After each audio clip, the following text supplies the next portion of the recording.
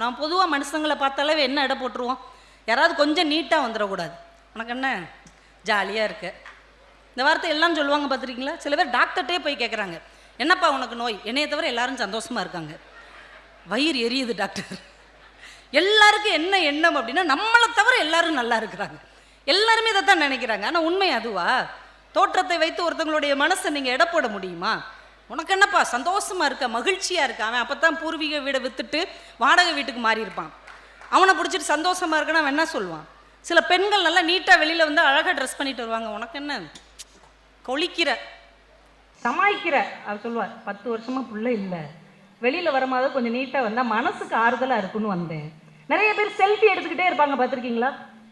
பைத்திய மாதிரி செல்ஃபி எடுப்பாங்க, எங்கே போனாலும் செல்ஃபி எடுத்துக்கிட்டே இருப்பாங்க. நம்ம சேட்டை கையில் மொபைல் வந்துட்டா போதும், படக்கு படக்கு படக்குன்னு செல்ஃபி எடுக்கிறாங்க.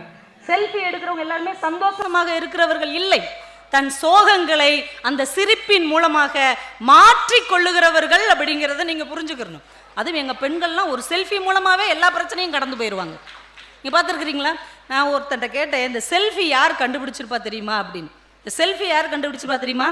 தன்னை போட்டோ எடுக்க கூட ஒரு ஆள் இல்லாத அனாதை தான் செல்ஃபியை கண்டுபிடித்திருப்பான். ஒரு ஃபோட்டோ எடுத்துக்கூடானா போடா அப்படின்ட்டு போயிருக்காங்க. என்னடா இதுக்கு கூட நமக்கு ஆள் இல்லை, நம்மளே எடுத்துக்கிடுவோண்டா அப்படின்னு கண்டுபிடிச்சிருக்காங்க செல்ஃபியை. அப்போ அவன் அதை தன்னை மகிழ்வித்துக் கொள்ளுகிறான் இல்லையா? பெண்கள்லாம் அப்படி செல்ஃபி எடுத்து எல்லா பிரச்சனையும் எங்க விசில் அடிக்காமல் பார்த்துக்கோங்க, ஒரே லெவலில்.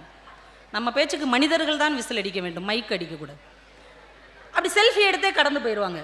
ஒரு அம்மா வீட்டில் இருந்து 6 மணி நேரமாக ஆளை காணும். கணவருக்கு சந்தோஷம்தான், இருந்தாலும் வந்துருச்சு. என்ன உன்னை 6 மணி நேரமாக காணும்? ஷாப்பிங் மால் போயிருந்தேன். ஷாப்பிங் மால் போயிருந்தியா? 6 மணி நேரமா? ஆமாம். என்னென்னலாம் வாங்கினேன்? ஒரு ஜிமிக்கியும் 60 செல்ஃபியும். என்னென்னலாம் எடுத்த அப்படின்னா, ஒரு ஜிமிக்கியும் 60 செல்ஃபியும். எல்லாம் இன்னைக்கு டிபியில் வைக்கிறதுக்கு ஒரு செல்ஃபி தேரும். நம்ம வர்றதே எதுக்கு? புத்தக திருவிழாவுக்கு வர்றதே அப்படியே ஒரு புத்தகத்தை வாங்கிட்டு ஒரு 50-60 செல்ஃபி எடுத்துட்டு ஏதாவது ஒரு செல்ஃபி டிபிக்கு தேரும், ஒரு 4 செல்ஃபி ஸ்டேட்டஸுக்கு தேரும், ஒரு 4 செல்ஃபி ஃபேஸ்புக்கு தேரும், ஒரு 2 இன்ஸ்டாகிராமுக்கு தேரும். அதிலே ஒரு ஆப்பு போட்டுக்குவாங்க, தன்னை அழகுபடுத்துக்கிற ஆப். முன்னாடிலாம் சோப்பு போட்டு அழகானாங்க, இன்னைக்கு ஆப்பு போட்டு அழகாகிறாங்க.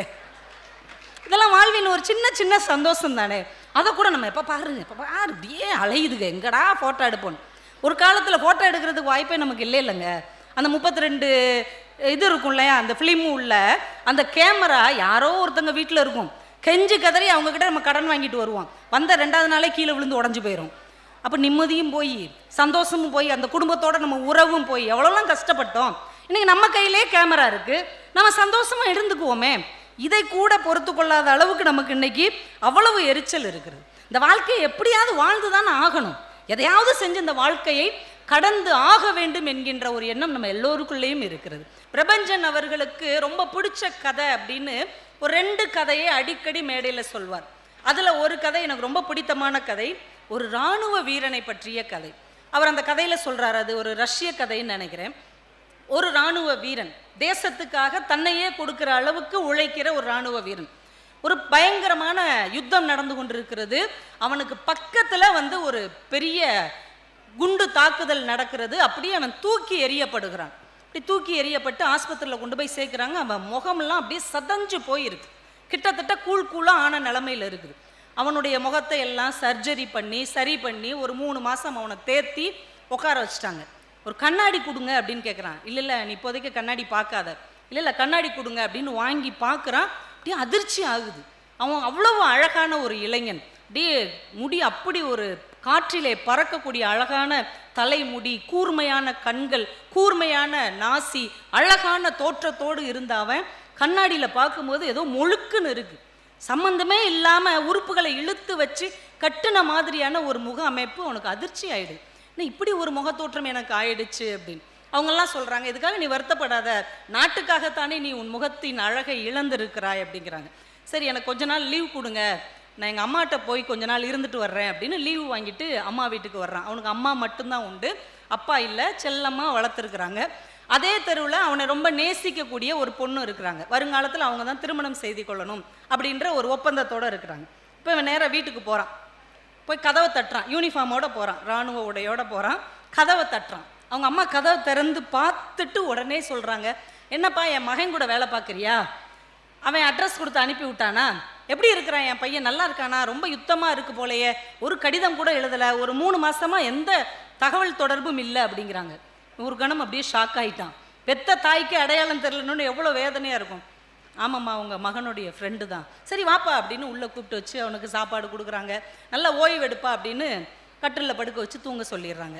தூங்கி எழுந்து பார்க்குறேன், அவன் காலில் போட்டிருந்த சாக்ஸு ஷூலாம் காணும். எங்கம்மா அப்படின்னு, இல்லைப்பா நீ அசதியில் அப்படியே படுத்துட்ட, நான் அதெல்லாம் துவைச்சி வச்சுருக்கிறேன் அப்படின்னு. 2 நாள் அவங்க வீட்டில் இருந்துட்டு சரிம்மா நான் கிளம்புறேன் அப்படின்னோடனே அவன் காதலிக்கிற அந்த பொண்ணு வருது. ஏங்க அவர் எப்படி இருக்கிறாரு? நல்லா இருக்கிறாரு, போர்க்களத்தில் இருக்கிறாரு. சரி அவரை பத்திரமா பார்த்துக்கோங்க, நான் ரொம்ப கேட்டேன், அவர் ரொம்ப தேடுறேன்னு சொல்லிடுங்க. சரிங்க சொல்கிறேன் அப்படின்ட்டு அவளுக்கும் அடையாளம் தெரில. கிளம்பி திரும்ப வந்துட்டான், போர் முனைக்கே வந்துட்டான். வந்து 2 நாளில் அவங்க அம்மா கிட்ட இருந்து ஒரு கடிதம் வருகிறது. அதை எடுத்து படித்து பார்க்குறான். தம்பி 2 நாளைக்கு முன்னாடி ஒரு மிலிட்ரி ஆஃபீஸர் நம்ம வீட்டுக்கு வந்தான், எனக்கு என்னமோ சந்தேகமாக இருக்குது, அது நீதானோன்னு எனக்கு சந்தேகமாக இருக்குது, உண்மையை சொல்லுடா அது நீதானா அப்படின்னு அந்த கடிதத்தில் கேட்டிருக்காங்க. இவனுக்கு அப்படியே தாங்க முடியல, உடனே கடிதம் எழுதுறான். அம்மா அது நான் தான் அப்படின்னு கடிதம் எழுதினோடனே அவங்க அம்மாவும் அந்த காதலியும் கிளம்பி வந்துடுறாங்க, அந்த மிலிட்ரி கேம்புக்கே வந்துடுறாங்க. வந்தோடனே அம்மாவை கட்டி பிடிச்சி அழுகிறான். ஏன்டா நீ என்கிட்ட சொல்லலை? ஆமாம் உனக்கே அடையாளம் தெரில, பிற எப்படி நான் சொல்கிறது? முகம் சுத்தமாக தெரிலடா, அதனால தான். பிற எப்படிம்மா என்னைய கண்டுபிடிச்ச? இல்லை உன் சாக்ஸை நான் துவைச்சேன் இல்லையா, அப்போ அந்த சாக்ஸில் உன்னுடைய வாசனை வந்தது, அதை வைத்துத்தான் இது என் மகனாக இருக்கும் என்கின்ற சந்தேகம் எனக்கு வந்தது அப்படின்னா. நீ எப்படி இருந்தாலும் என் புள்ள தானடா அப்படின்னு. இப்போ அந்த பொண்ணுக்கிட்ட கேட்குறான், நான் ரொம்ப அழகாக இருந்தேன் ஒரு காலத்தில், நீ என்னை காதலிச்ச, இப்போ நான் யாருன்னே கண்டுபிடிக்க முடியாத அளவுக்கு நான் ரொம்ப அகோரமாக இருக்கிறேன், இப்போ நீ என்ன சொல்கிற? அப்போ தான் அந்த பொண்ணு அவனை கட்டி பிடிச்சிக்கிட்டு சொல்கிறா, இதற்கு முன்னால் நான் உன்னை எவ்வளவு நேசித்தேனோ அதை விட அதிகமாக இப்போது தான் நான் உன்னை நேசிக்கிறேன் என்று சொன்னார். இந்த கதையை சொல்லிட்டு பிரபஞ்சன் சொன்னார், இந்த கதையை எழுதின எழுத்தாளர் இந்த கதைக்கு என்ன பேர் வச்சிருப்பார் தெரியுமா அப்படின்னு இந்த வாசகர்கள்ட்ட கேட்குறாரு. என்ன பேர் வச்சிருப்பாங்க இந்த கதைக்கு? அம்மாவின் வாசனை, இல்லைன்னா அம்மாவின் அன்பு, உண்மையான காதல், இந்த மாதிரி தானே யோசிப்போம். அந்த கதைக்கு அந்த எழுத்தாளன் வச்ச பேர் என்ன தெரியுமா? என் தேசத்தின் முகம். என் தேசத்தின் முகம். பேனா பற்றி அப்துல் காதர் அதே புத்தகம், இந்த புத்தகம் பேர் சொல்லிடுறேன், அயல் மகரந்த சேர்க்கை. நல்ல கவித்துவமான ஒரு புத்தகம், நீங்கள் படிக்க வேண்டும் என்று ஆசைப்பட்டீர்கள் என்றால் அப்துல் காதர் ஐயா எழுதின அயல் மகரந்த சேர்க்கைங்கிற புத்தகத்தை படிங்க. அதில் பேனா பற்றி அவர் ஒரு கவிதை எழுதியிருக்கிறார். பேனானா இப்போ உள்ள பால் பாயிண்ட் பேனா இல்லை, போன தலைமுறையில் நம்மெல்லாம் ஸ்கூல் படிக்கும் போது ஒரு பேனா, இங்கு பேனா வச்சுருப்போம் இல்லையா, இந்த மூடியெல்லாம் வச்சுருப்போம். அந்த பேனாவை பற்றி ஒரு கவிதை. இந்த பேனாவை கையில் எடுத்துக்கிறார். அந்த பேனாவுக்கு மேலே பார்த்தீங்கன்னா குல்லா மாதிரி இருக்கும், பழைய ஃபவுண்டைன் பேனா மேலே. அதை பார்த்துட்டு சொல்கிறார், பேனாவே நீ குல்லா அணிந்து இருக்கிறாய், நீ இஸ்லாமியனா? பேனா கிட்ட அவர் கேட்குறாரு. அப்புறம் கொஞ்சம் கீழே இறங்கி பார்க்குறாரு, அந்த பேனால இப்படி ஒரு நீளமாக ஒன்று இருக்கும் இல்லையா, அதை பார்த்துட்டு சொல்கிறாரு, நீ நாமம் போட்டு இருக்கிறாய் பேனாவே, அப்படி என்றால் நீ வைஷ்ணவனா? மூடியை திறக்கிறார். உள்ளே பார்த்தா அந்த நிப்பு முள்ளு முடியோடு இருக்கிறது. முள் முடி சூடி இருக்கிறாய், நீ இயேசுவின் அவதாரமா? எழுதுறார். பேனா பட்டை அடிக்கிறது. எழுதும்போது பட்டை அடிக்கிறாயே, நீ சைவனா? ஒரு பேனாவை வச்சுக்கிட்டு நீ குல்லா அணிந்திருக்கிறாய் அதனால் இஸ்லாமியனா, முள்முடி சூடி இருக்கிறாய் நீ கிறிஸ்தவனா, இல்லை நாமம் போட்டு இருக்கிறாய் நீ வைஷ்ணவனா, பட்டை அடிக்கிறாயே நீ சைவனா அப்படின்னு கேட்கிறார். இப்போது அந்த பேனா சொல்வதாக அவரே எழுதுகிறார், அட முட்டாளே, நீ இதை ஒன்றாக்கி பார், நான் ஒன்று என்கின்ற வடிவத்தில் தான் இருக்கிறேன், உலகம் முழுவதும் ஒன்ற வேண்டும் என்கின்ற எண்ணத்தில் ஒன்று வடிவத்தில் இருக்கிறேன். நீங்க யோசிச்சு பாருங்க, நம்ம சமயம், மதம், ஜாதி அப்படின்னு நம்ம பிரிந்து கொண்டே போகிறோம். ஆனால் ஒரு உயிரற்ற ஒரு பேனா எல்லாமே ஒன்றாகத்தான் இருக்கிறது என்று சொல்ல முடியும் என்றால் இதை எது சாத்தியப்படுத்தும் என்றால் ஒரு புத்தகம் தான் சாத்தியப்படுத்தும். இதையெல்லாம் நம்ம பிள்ளைகளுக்கு அந்த புத்தகத்தை கொடுத்து இந்த சின்ன சின்ன கட்டுரைகளை எல்லாம் வாசிக்க சொல்லணும். ஏன்னா இன்னைக்கு சொன்னால் கேட்குற மாதிரி நம்ம பிள்ளைங்க மனநிலையில் இல்லை, அப்படியே இருக்கிறாங்க நம்ம பிள்ளைங்கள்லாம். இன்னைக்கு நிறைய பள்ளிக்கூடங்களில் கல்லூரிகள் எல்லாம் மோட்டிவேஷனல் ஸ்பீச் பேசுகிறதுக்கு கூப்பிடுவாங்க. நான் ஒரு நாள் ஒரு ஸ்கூலில் போய் சொன்னேன், முடிஞ்சளவு அதிகாலை எழுகிற பழக்கம் நம்ம பிள்ளைங்களுக்கு இன்றைக்கி இல்லை. நீங்கள் 3 மணிக்கு எழுந்தீங்கன்னா 4 மணிக்கு எழுந்தீங்கன்னா வாழ்க்கையிலே மிகப்பெரிய வெற்றியாளராக மாறிவிடுவீர்கள். நீங்கள் என்ன கனவு காணுகிறீர்களோ அதெல்லாம் நடந்து விடும் அப்படின்னு ஒரு பையன் படக்குன்னு எந்திரிச்சு சொன்னான். எங்கள் தெரு பால்காரர் 20 வருஷமாக 4 மணிக்கே எந்திரிச்சு பால் ஊற்றிட்டு இருக்காரு. இன்னும் அவர் பால் தான் ஊற்றிட்டு இருக்காரு. எங்கள் தெருவில் போஸ்டர் ஓட்டுறவர் 3 மணிக்கே எந்திரிச்சிட்றாரு. இன்னும் அவர் அந்த பசையும் வாலியுமா தான் திரியிறாரு. இதெல்லாம் வேற எங்கேயாவது சொல்லுங்க மேடம் அப்படின்ட்டாங்க. சின்ன பசங்க கிட்ட இன்னைக்கு பேசவே முடியல. பார்த்துருக்கீங்களா? ஒரு யூகேஜி பையன் ஸ்ட்ரெஸ் வந்துருச்சுங்கிறான். அம்மாட்ட வந்து சொல்கிறேன், எனக்கு ரொம்ப ஸ்ட்ரெஸ்ஸாக இருக்குது, நான் படிட்டு வேலைக்கு போகலான் இருக்கேன். யூகேஜி பையன் படிட்டு வேலைக்கு போவியா? டே, உனக்கு யாரா வேலை தருவா? எல்கேஜி படிக்கிற பிள்ளைகளுக்கெல்லாம் டியூஷன் எடுக்கிறேன். இப்படியெல்லாம் சிந்திப்பதற்கு 20 வருடங்களுக்கு முன்னால் நமக்கு தெரியவே தெரியாது. ஆனால் இன்னைக்கு உள்ள குழந்தைகள் உலகமளவு சிந்திக்கிறார்கள். அப்போ அவங்கக்கிட்ட நீங்கள் ஒரு விஷயத்தை எப்படி கற்றுக் கொடுக்க முடியும்? எதையுமே நம்ம புரிந்து கொள்வதில்லை, தெரிந்து மட்டுமே கொள்கிறோம். தெரிந்து கொள்வதால் ஏற்படுகிற பிரச்சனை தான் இவ்வளவும். ஒரு நோயாளி ஒரு டாக்டர்கிட்ட போயிருக்கிறார். டாக்டர், எனக்கு ரொம்ப உடம்பு சரியில்லை, நான் மெடிக்கல் ஸ்டோருக்கு போனேன். உடனே அவர் முட்டாள்தனமாக ஏதாவது ஒரு ஐடியா கொடுத்துருப்பானே, ஆமாம் டாக்டர் உங்களை பார்க்க சொன்னான் அப்படின்னு.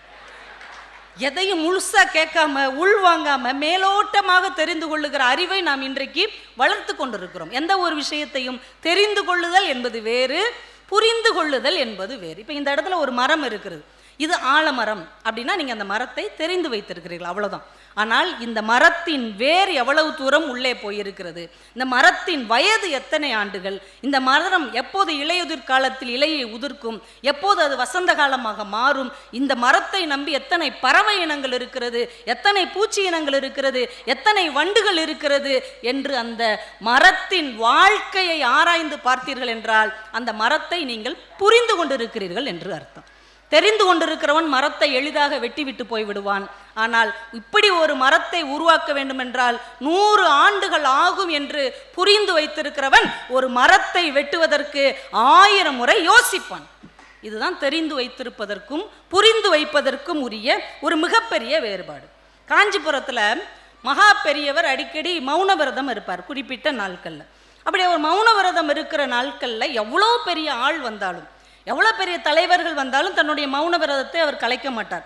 வந்தவர் அவரை தொட்டு கும்பிட்டுட்டு அப்படியே ஆசீர்வாதம் வாங்கிட்டு போக வேண்டியதுதான். அப்படி ஒரு நாள் அவர் மௌன விரதத்தில் இருக்கிறார். ஒரு பள்ளிக்கூடத்தின் வேன் வந்து நிற்குது. அந்த ஆசிரியர்கள் அந்த பிள்ளைங்களை 2 பேரையா கையை பிடிச்சு அப்படியே உள்ளே கூட்டு போகிறாங்க.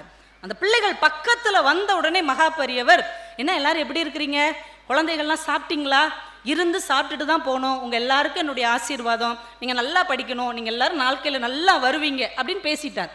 பக்கத்தில் இருக்கிற சீடருக்கு ரொம்ப ஆச்சரியம். என்ன சாமி, நீங்கள் எப்பயுமே உங்களுடைய விரதங்களை யாருக்காகவும் விட்டு கொடுக்கவே மாட்டீர்களே, இந்த பள்ளி பிள்ளைகளுக்காக எப்படி விட்டு கொடுத்தீர்கள்?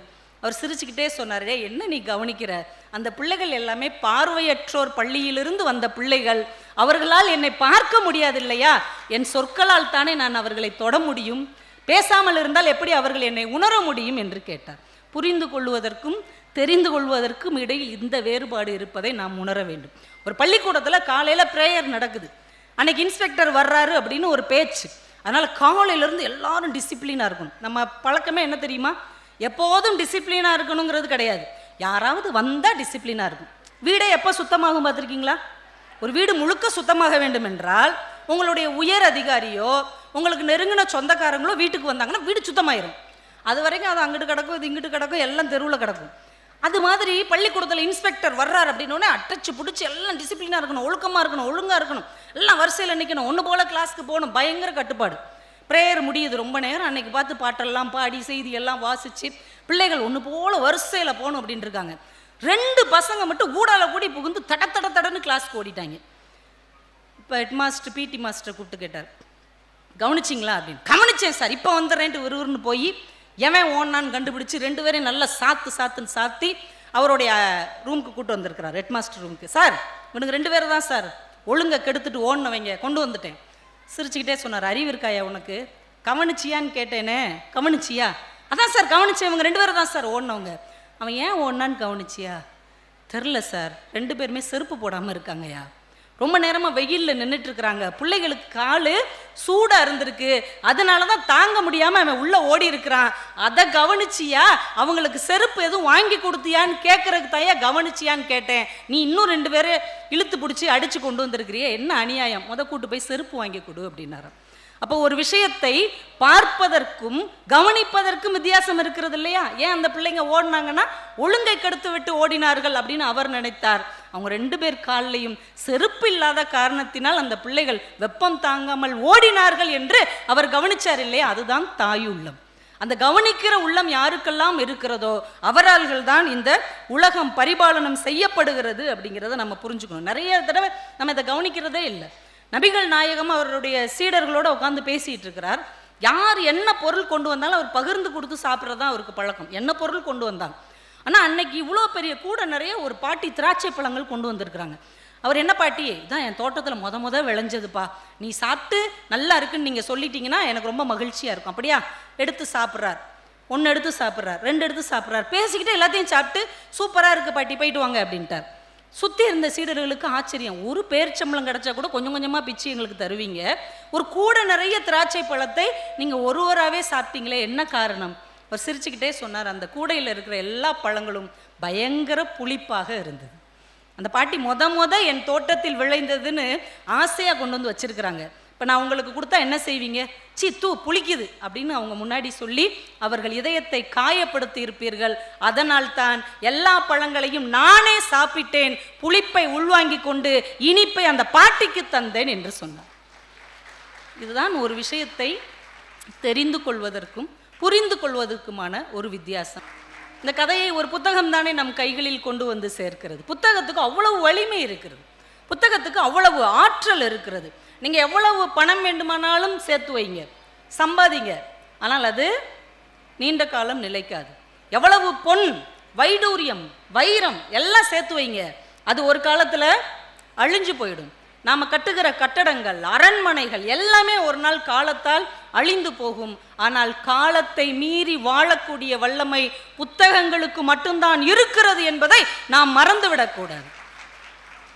அதனால்தான் அப்துல் காதர் ஐயா ஒரு புத்தகத்தில் எழுதினார், ஒரு சம்பவத்தை எழுதியிருந்தார்.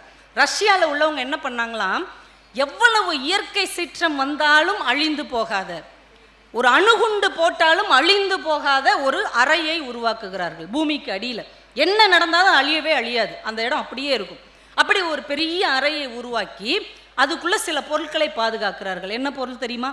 தங்கம், வைரம் இதெல்லாம் கிடையாது. அவர்கள் சேகரித்து இந்த உலகத்தின் சிறந்த நூல்கள் என்னென்னதோ அது அத்தனையும் அந்த அறைக்குள்ளே சேகரித்து வைக்கிறார்கள். இந்த உலகமே அழிந்து போனாலும் அடுத்து ஒரு தலைமுறை வந்தால் நாம் எப்படி வாழ வேண்டும் என்பதை அடையாளம் காட்டுவது புத்தகங்கள் தான் என்பதற்காக ரஷ்யா அப்படி ஒரு அறையை ஏற்பாடு செய்கிறார்கள். இதில் பெரிய ஹைலைட் என்ன தெரியுமா?